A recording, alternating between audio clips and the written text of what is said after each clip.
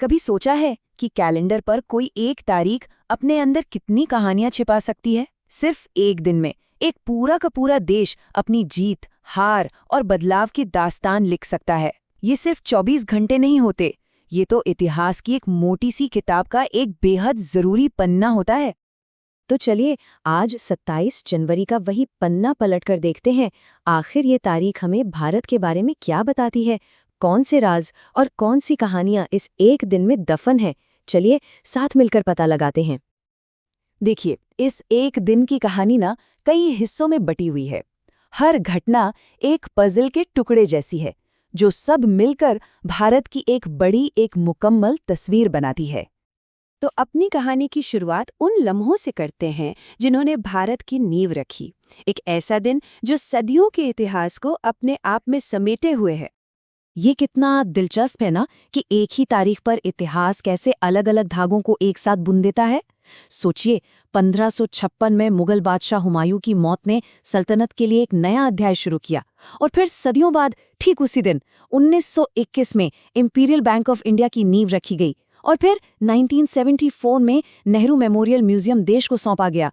मतलब अतीत और भविष्य का क्या कमाल का संगम है।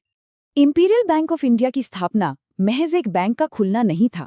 नहीं, ये भारत की आर्थिक आज़ादी की तरफ एक बहुत बड़ा और मजबूत कदम था। आज हम जिसे स्टेट बैंक ऑफ इंडिया या एसबीआई के नाम से जानते हैं, उसकी जड़ें इसी बैंक में हैं। ये आज भी देश की अर्थव्यवस्था की रीढ़ है। अच्छा, 20वीं सदी आते आते ना 27 जनवरी का मतलब ही बदल गया। अब यह दिन सिर्फ इतिहास को याद करने का नहीं, बल्कि भारत की वैज्ञानिक शक्ति और आत्मनिर्भर बनने की जिद का गवाह बनने वाला था। अलग अलग दशकों में देखिए, 27 जनवरी ने भारत की तकनीकी छलांग को कैसे देखा। 1959 में पहले इंजीनियरिंग कॉलेज की नींव से लेकर 1984 में परमाणु ऊर्जा के आगाज तक, और फिर 1996 में पृथ्वी मिसाइल के सफल परीक्षण तक, ये तारीख भारत के आत्मनिर्भर बनने के इरादे का पक्का सबूत है। ये सारी घटनाएं यूं ही नहीं हुई, ये एक सोची समझी रणनीति का हिस्सा थीं। देखिए, पहले ज्ञान का आधार बनाया गया, यानी कॉलेजेस, फिर उसी ज्ञान से ऊर्जा की शक्ति हासिल की गई, और आखिर में उसी शक्ति से देश की रक्षा को मजबूत किया गया। ये आत्मनिर्भरता का एक पूरा प्लान था, एक सफर था। तो हाँ, ये दिन देश की बड़ी बड़ी सामूहिक उपलब्धियों का दिन तो है ही, लेकिन इतिहास सिर्फ इमारतों और मिसाइलों से तो नहीं बनता ना।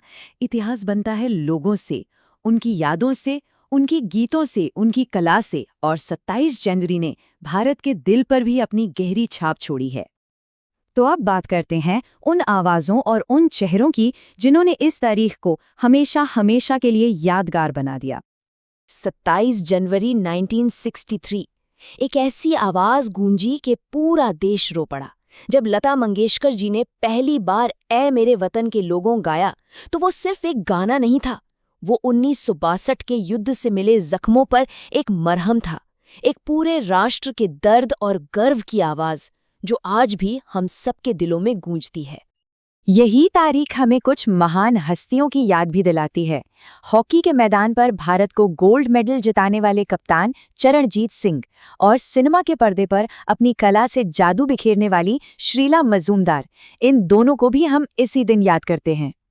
तो जब हम इन सभी घटनाओं को एक साथ रखकर देखते हैं, तो 27 जनवरी हमें सिखाती क्या है, क्या तस्वीर उभरती है? एक तरफ एक बादशाह का अंत, तो दूसरी तरफ एक मिसाइल का आगाज। एक बैंक की नींव से लेकर एक अमर गीत की गूंज तक। 27 जनवरी असल में भारत की कहानी है, विविधता की, संघर्ष की और आगे बढ़ते रहने की कहानी। ये सोचने पर मजबूर करता है ना? अगर एक दिन अपने में इतनी कहानियां समेट सकता है, तो भविष्य में हमारे आज के दिन को किन घटनाओं के लिए याद किया जाएगा? इतिहास तो हर पल लिखा जा रहा है।